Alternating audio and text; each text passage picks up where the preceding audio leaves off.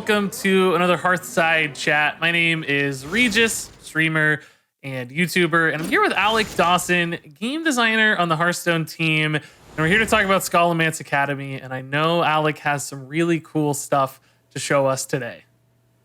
How you doing, Regis? I'm super stoked, to be talking with you and me talking about Scholomance Academy. There's a ton of cool new things in there. We have dual class, spell burst, the study cycle, but there's something we haven't talked about just yet. It's one of my favorite things in the set, and it's our specific mechanic for warlocks and demon hunters called soul fragments. Yeah, I'm really excited for you to tell us about soul fragments, Alec. Why don't you break down exactly what a soul fragment is for all of us? All right, well, I think the best way to do that is actually to show the first card here. So we have Spirit Jailer. 1 mana, 1/3, battle cry, shuffle 2 soul fragments into your deck. You're probably wondering what a soul fragment is. Well, they are non-collectible cards that you shuffle into your deck, and when you draw them, they heal your hero for 2 and draw a card. Yeah, giving some healing to classes that historically have used their health as a resource a lot. Demon hunters attacking into minions, warlocks are life tapping, so giving them a reliable way to regain some of that life. That's pretty fantastic. Now, I know there's not only one dual class card, so could you show us another one? Yeah, there's quite a few. Here's actually the next one we have in the dual class. It is, again, a warlock demon hunter card. It's Soul Shear. Deal 3 damage to a minion, shuffle 2 soul fragments into your deck. If you are doing this thing, you're relying on having these cards in your deck, we want you to be able to have multiple ways to shuffle soul fragments into your deck. And hey, 2 mana, deal 3 damage to a minion, not too bad. Yeah, and they're low cost, so you're getting them out early in game, so you can draw that healing a little bit sooner. That's pretty nice. And like 2 mana, deal 3 damage. Alec, that's like such a reliable tool for so many different classes in that Frostbolt mold. I think that's going to be great for both Demon Hunter and Warlock. Now, I'm really excited to see this next card. It's a Demon Hunter specific one. Why don't you tell us about it? Yeah, it's Marrow Slicer. It's a 4 mana, 4/2 weapon with the battle cry, shuffle 2 soul fragments into your deck. Now, demon hunters like using their face quite a bit. It's a pretty good weapon. It's also going to help because you get some healing later on. If you are a demon hunter using your face over and over again, you're going to want some soul fragments in your deck. Yeah, demon hunters in face are indeed a match made in heaven. And yeah, 4 mana, 4/2 weapon is fantastic. True silver champion, but for demon hunter, I think this is a really, really cool card. So that's a demon hunter card. That means you've got a warlock card for us too. Yeah, on the flip side of that, Warlock gets a small AoE in School Spirits. Deal 2 damage to all minions, shuffle 2 soul fragments into your deck. Yeah, so deal 2 damage has been a great breakpoint for AoE cards in recent eras of Hearthstone, dealing with a lot of 2 health minions out there in the meta. So this is going to be a tool I can't wait to use in Warlock. This one looks fantastic. Yeah, it's really important that all these generators of soul fragments also come a little bit earlier in the game. If you're shuffling some cards in your deck, we found that it's better when it happens earlier because then you can actually rely on getting some of that healing throughout the game. Yeah, that makes sense. And all these seem really good at a base level too. So even if you don't draw your soul fragments right away, you're still getting just a good card to play. But Alec, I know we have something even better on the way. There are some payoff cards for soul fragments as well. Why don't you show us those? There are. There's actually cards that care about having soul fragments in your deck and then destroy those for power. So let's take a look at our first one. Our first card here is Void Drinker. It's a 5 mana, 4/5 taunt. Battle cry. Destroy a soul fragment in your deck to gain +3/+3. So if my math is right, I think that makes it a 5 mana, 7/8, which is basically like an Earth Elemental, but without the overload. That's a really big minion, Alec. It is huge. You have to play those soul fragment cards. You have to have them inside your deck. You have to play them, before turn 5 and not draw all your soul fragments by that point. But if you do get to, it is definitely a big minion. Yeah, I think Warlocks are going to like playing that both defensively, but turning the corner and going face with a 7/8 feels pretty good too. It definitely does. It definitely does. Okay, so I'm guessing that's not the only Warlock card. I'd like to see another. Yeah, there's actually 2 soul fragment pieces in both classes. So here you're going to have Shadowlight Scholar. It's a 3 mana, 3/4. Battle cry, destroy a soul fragment in your deck to deal 3 damage. And notably, it looks like that 3 damage can go face. I have a feeling that's not an accident.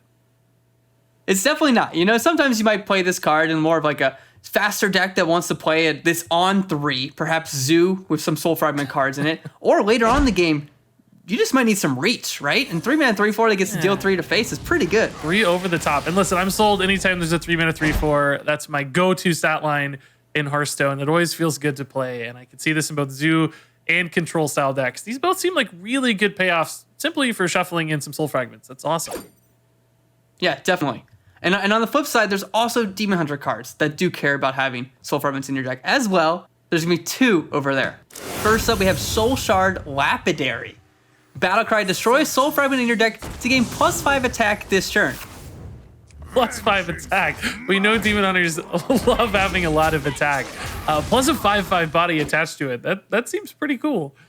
Yeah, it comes right after Marrow Slicer. So you play Marrow Slicer on 4, you play this on 5. It also combos well Warglaze Vasanov. I think that one's definitely a potential combo. There's some crazy stuff you can do here.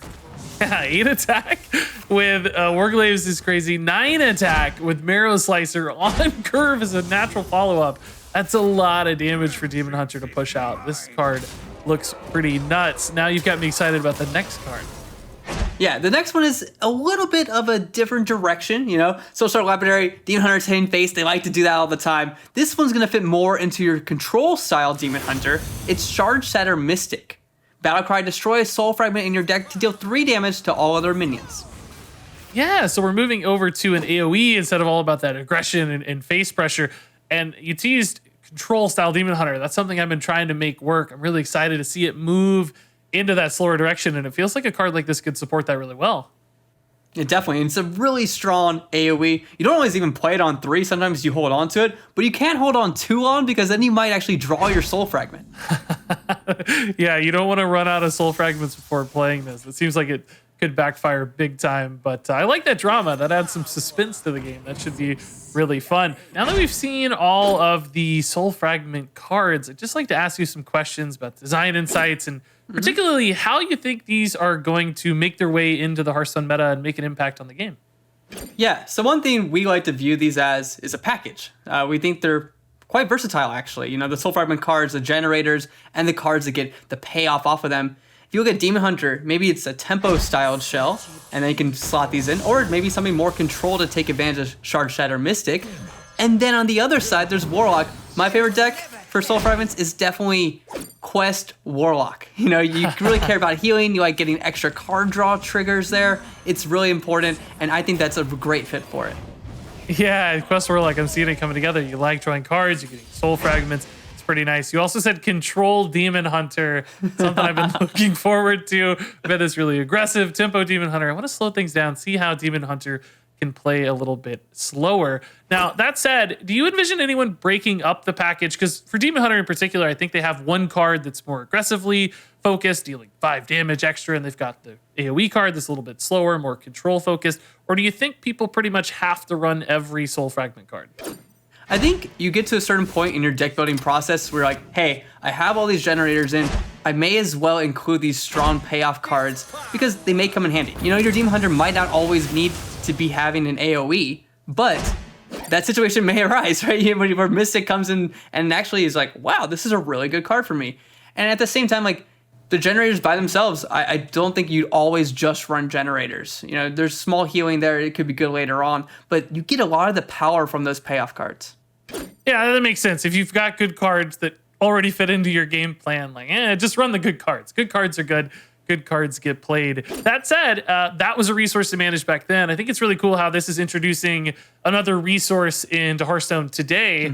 And we've always had health as a resource, and certainly cards and mana and all these things you have to manage. I think it's cool to see another resource to consider and make your decisions based on that. Seems like that's going to introduce some really skillful play. Yeah, it's something. You know, we like doing this thing whenever it matches up for what our mechanical goals are, what our flavor goals are. I think with Weebrins and Paladin and Ashes of Outland, that was something that was a new card type. You know, it's a spell, but it's still a new sort of card style for Paladin. And this is what Soul Fragments are in Skullman's Academy for Warlocks and Demon Hunters. Yeah, I like seeing these packages that really feel flavorful for the class. Certainly Librams hit there. It feels like Soul Fragments are going to do the same. Really excited to see what you guys have in store for the future on that as well. I hope we see more of this. I think it's a very cool mechanic. So, Alec, that wraps it up for my questions. You've provided some really great insights here.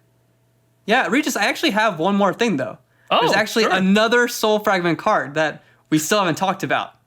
So there's a legendary minion in Warlock and Demon Hunter. Her name is Sociologist Militia. She's a 7-mana 5/5 battle cry.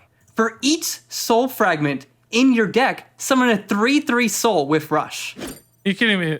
Is this real right now? Yeah. Are you trolling me? Yeah, it's real. Summon a 3/3 with Rush for each soul fragment? Yes. No way. So what do you think about that? That sounds crazy. Okay, I legit did not know this was a real card. Sociologist Militia. First off, that's a great name. That's a fantastic Thank you. And it's a legendary. It's a gigantic payoff card. Dual class legendary. It's summoning 3/3 souls with Rush. That's fantastic. Feels like it's gonna be an amazing board clear. It's so cool. So I do notice one distinct difference though. It doesn't destroy the soul fragments. It's just using the number of them. That's different. Yeah, so for a very long time, it did destroy all the soul fragments. You know, earlier we talked about why it's not a good reason to do that. Well, you turned off all your other cards, you got rid of all your healing. Sometimes you had like 20 soul fragments in your deck and you would only have board space for a few. So this one, you know, allows you to keep that healing in there, keep your other cards turned on. It plays a lot better. You're sneaky. You tease that. Okay. That makes a lot of sense. So you're just taking the soul fragments in your deck, you're turning them into minions, and they stay there so you can still activate future things. That's pretty fantastic. This caps everything off. That's so amazing. I people honestly did not know this was a real card. I did not know we were talking about this. I'm legit shocked. That's cool, Alec. I love it, man. So that said, Alec, I guess legitimately now I don't have anything else to say. So those are all the cards now, Regis. Those are all the cards. There's not a second surprise on the way. That makes sense. Okay, so legendary as well. That really pulls things together. That's so cool to have a gigantic payoff card. There's so much exciting stuff. Soul fragments, but also just dual class. Big new legendary spell burst. I'm really, really excited to get my hands on Scholomance Academy, and I hope to see you, Alec, and everybody else out there in Scholomance Academy soon. Yeah, thanks, Regis. This is only the beginning of our grand work.